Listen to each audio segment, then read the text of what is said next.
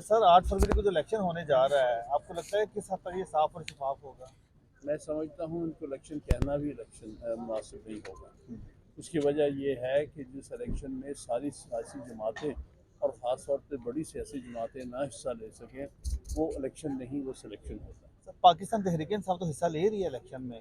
पाकिस्तान तहरीक इंसाफ को हिस्सा नहीं दिया गया है। बगैर इलेक्शन सिंबल के कोई सियासी जमात जो है वो इलेक्शन में भरपूर हिस्सा नहीं ले सकती, उसके उम्मीदवारान हिस्सा नहीं ले सकते और लोगों को सही माने में वोट डालने में मुश्किलात पेश आती हैं। सही। इसलिए इसके ऊपर सुप्रीम कोर्ट की पहले ही जजमेंट बड़ी वाज़ेह थी, जो कि सुप्रीम कोर्ट को हमने दिखाई थी 89 की बेनज़ीर भुट्टो वाली। उन्होंने कहा ये मुल्क यहाँ पर लोगों में वैसे भी लिटरेसी लेवल भी लो है और सब कुछ है, और इसमें इलेक्शन सिंबल ही सबसे बड़ा जमहूरी एक सिंबल होता है, जिससे लोग पहचानते हैं कि उन्होंने किस सियासी जमात को, उनके उम्मीदवारों को वोट डालना है। लिहाजा उसके बगैर एक बड़ी सियासी जमात को बाहर रखने के बाद वो इलेक्शन जो है सही माने में इलेक्शन नहीं होगा। अच्छा सर, आपने ना हमेशा आइन और कानून और असूल पसंदी के मुताबिक अपनी ज़िंदगी गुजारी है। क्या आपको लगता है कि ये जो इंट्रा पार्टी इलेक्शन हुआ था तहरीक इंसाफ का, ये बिल्कुल आइन और कानून के मुताबिक हुआ था, ये दुरुस्त हुआ था? देखिए, ये इलेक्शन जो भी हुआ था, जो कानून की रिक्वायरमेंट है वो ये है कि पार्टी के अपने इलेक्शन अपने आइन के मुताबिक होना चाहिए। सही।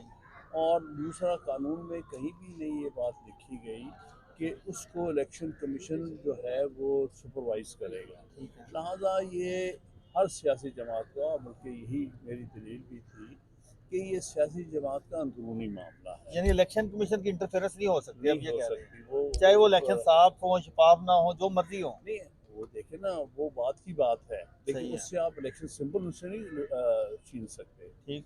क्योंकि वो सियासी जमात तो अपनी जगह है, रजिस्टर्ड है। सही। रजिस्टर्ड सियासी जमात को इलेक्शन में हिस्सा लेने का हक है।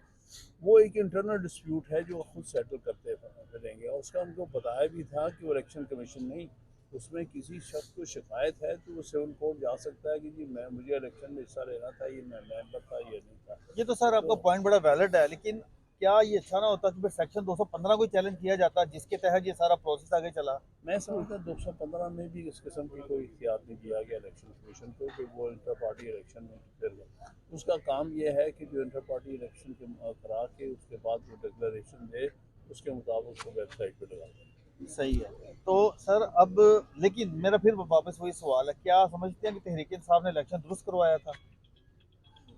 मैं समझता हूँ कि दूसरी पार्टियों से बेहतर कराया दूसरी था। मैं पार्टियों से बेहतर करवाया बेहतर था? करवाया था, मैंने उनको मिसाल दी थी। मैं ये नहीं कहता हूँ कि आइडियल है। हम्म। मेरे नज़दीक इलेक्शन, इंटरनल इलेक्शन बहुत बेहतर होने चाहिए। ये कोई इतना काबिल फ़ख्र नहीं था, और ना ही मैं उसको कोई डिफेंड कर रहा हूँ, लेकिन मैं ये कहूँगा कि PMLN से बहुत बेहतर था। उसका सही है। एग्जाम्पल पेश की थी। उसमें 5 सेंट्रल उम्मीदवार, 3 एक ख़ानदान के इलेक्ट हो गए, सभी अनअपोज हो गए। उसमें ANP के भी सारे अनअपोज हो गए, उसमें पीपल्स पार्टी के भी सब अनअपोज हो गए। तो भाई अगर यहाँ अनअपोज हो गया तो ज़्यादा तकलीफ हुई है। बात तो ये है कि ये बताएं कि मटीरियली फ़र्क क्या है इन पार्टियों के इंटर पार्टी इलेक्शन में। एक को आप पिक कर रहे हैं सिर्फ विक्टिमाइज करने के लिए, तो मैं इसमें नहीं आ रहा कि कितने अच्छे थे कितने बुरे थे। सवाल ये कि दूसरों से कमतर नहीं थे अगर बेहतर नहीं थे। अच्छा सर, सितंबर 2023 से लेकर अब तक चीफ जस्टिस पाकिस्तान जस्टिस काजी फायज ईसा को की कारकर्दगी को आप कैसा देखते हैं? क्योंकि आपने तो काफ़ी जद्दोजहद की थी। वो सही है, वो जदोजहद किसी की ज़ात के लिए नहीं, सही। वो जदोजहद मुल्क में इंडिपेंडेंट जुडिशरी की थी, सही। और जुडिशल मामलात में इस्टेब्लिशमेंट की मुदाखलत के ख़िलाफ़ थी। सही। और हमें अफसोस ये है कि 2 फैसले जो पिछले दिनों आए हैं उनके, वो अफसोसनाक हैं। एक फ़ैसला ये वाला जिसमें कि इलेक्शन सिंबल छीना गया है, जिसके नतीजे में आने वाले इलेक्शन जो है उनकी लेजिटिमेसी भी और क्रेडिबिलिटी भी इफेक्ट हो गई है। और दूसरा फ़ैसला जो उन्होंने, एक अच्छा फ़ैसला सुप्रीम कोर्ट के 5 जजेस ने किया था, मिलिट्री कोर्ट्स को स्ट्राइक डाउन किया था, उसको सस्पेंड करने वाला। ये दोनों फैसले उनके लिए आने वाले वक्तों में डिस्क्रेडिट बनेंगे। अच्छा सर, दूसरी तरफ हमने ये भी देखा कि अदलिया से इस्तीफे आना शुरू हो गए थे माजी में। नकवी साहब ने भी दिया, फिर इजाजुल हसन साहब ने भी दिया।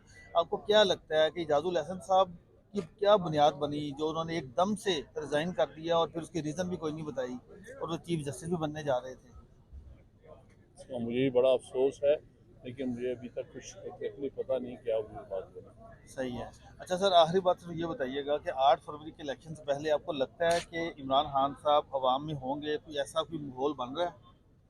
बल्कि हो ये रहा है कि उनके खिलाफ मुकदमात में इजाफा हो रहा है, उनका ट्रायल बड़े तेज़ी से किया जा रहा है, और जो उनके वकला जो उनके ट्रायल मेथड्स को कर रहे हैं वो मुझे बताते हैं कि वहाँ पर जितने गवर्नमेंट के पुराने सेक्रेटरीज और जो ऑफिशियल्स हैं उन सब की लाइन लगी हुई है सही। अपने गवाही देने के लिए। तो एक अजब सीन वहाँ पर सुना है जिसमें कि आपकी मुलाकात हुई खान साहब से?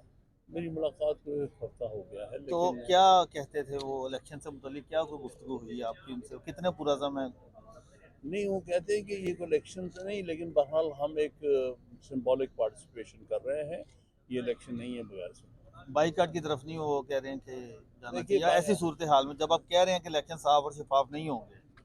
नहीं तो वो बात बड़ी वाज़ेह है, ऐसे इलेक्शंस की कोई क्रेडिट तो फिर सर बाईकाट कर देना चाहिए बाद में ज़रूर। कि ये तो आपने स्ट्रेटजी की बातें कर रहे हैं ना। मैं अच्छा। समझता हूँ बाईकाट एक गलती हुई थी 1985 में हम्म। पीपल्स पार्टी से, बार बार उसको दोहराना नहीं चाहिए, बल्कि ये सारा गेम ही ये खेली जा रही थी कि बाईकाट करें। अच्छा सर, आखिरी बात यह कि intra party election supreme court ने आपके नहीं माने, तो अब तहरीक इंसाफ दोबारा इंट्रा पार्टी इलेक्शन कब करवाएगी? और इसी के साथ साथ एक और चीज़, शेर अफजल मरवत साहब की मुख्तलिफ स्टेटमेंट्स आ रही हैं, तो क्या मैं इस किस्म के लोगों के नाम नहीं लिया करते, और सर पार्टी के रहनुमा हैं वो? बिल्कुल नहीं है पार्टी। अकबर एस बाबर, क्या इंट्रा पार्टी इलेक्शन उसको? बाबर पार्टी का मेंबर नहीं रहा, अच्छा। पहले वो हमारा पुराना मेंबर होता था, नहीं रहा। अब इस पर डिस्प्यूट है, वो कहता मैं हूँ पार्टी की, इस पर मौजूदा लीडरशिप कहती है नहीं हूँ, तो जाए सिविल कोर्ट में जाके कोई डिग्री शिग्री ले। ठीक है। आखिरी सर बात सर ये बता दें कि हाँ, मैंने भी आखिरी ये वो असल में सर क्वेश्चन, क्योंकि मिसाइल इतने ज़्यादा हैं तहरीक इंसाफ के कि हर दूसरा बंदा अपने को लीडर समझ रहा है, तो आप समझते हैं कि इंट्रा पार्टी इलेक्शन पीटीआई के होने चाहिए सुप्रीम कोर्ट के फैसले के बाद? नहीं, वो तो अभी पुराने कोई चेयरमैन भी पढ़ेंगे, नहीं है। पुराने पढ़ेंगे। हम्म। बहरहाल वो इलेक्शन सिंबल की हद तक नहीं है, अदरवाइज तो जो भी है इस वक्त मौजूदा सेटअप चेयरमैन। ठीक है, thank you very much, thank you हाँ, सर। सब लग रहा था कि काजी फाइज ईसा साहब जो हैं वो जनरल फैज को बुलाएंगे। बस यार।